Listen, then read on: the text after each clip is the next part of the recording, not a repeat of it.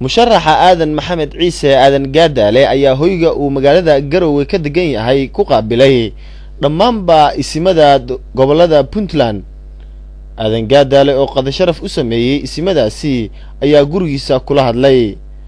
aadan gaadaale ayaa ugu horeynba waxa uu ugu baaqay isimada Puntland in ay u cadaalad falaan dhammaanba shacabka ku dhaqan Puntland isla markaana iyagoo ah hay'adda ugu sareysa ee wax walba laga weydiiyo gobolada Puntland. ummadda aad madaxda u tihiin oo anagu aanu ka mid nahay in aad u cadaalad samaysaan, in aad dadaalkii aad ugu jirteen si laban laabtaan, in meelaha maanta khatarta ah oo ay marayso ilaahay sabab idinka dhigo inay hagaagto oo aad ka leexisaan. khayrka la filaayo oo ay dhici karto inaynu gaarana ilaahay idinka sabab inuu idinka dhigo khayrka iyo sharafta iyo horumarka inaynu gaaro.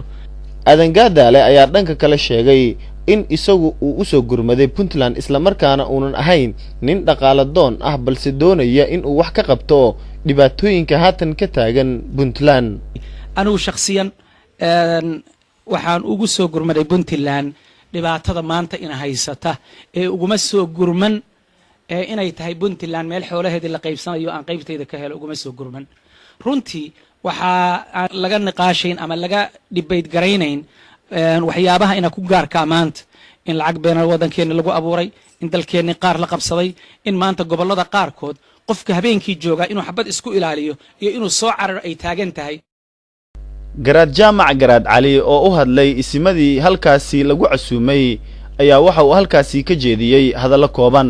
doctorka waa soo dhaweynaynaa, waxaan ku soo dhaweynaynaa insha Allah tacaala in uu doonayo isbedel dabcan nasiib wanaagsanna waa u filaynaa insha Allah tacaala. good luck aanu leenahay kollayba way muuqataa.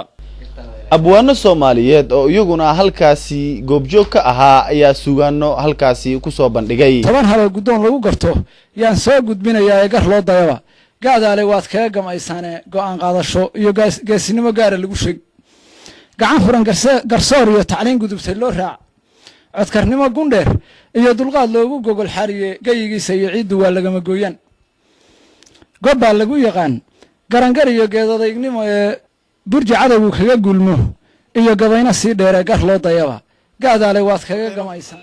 musharaxa aadan maxamed ciise aadan gaadaale ayaa kulankani waxa uu noqonayaa kii ugu muhiimsanaa ee uu la yeesho qaybaha kala duwan ee bulshada gaar ahaan hay'adda ugu sareysa ee ah isimada gobolada Puntland waxaana uu ku qaabilay gurigiisa oo ku yaala magaalada Garowe.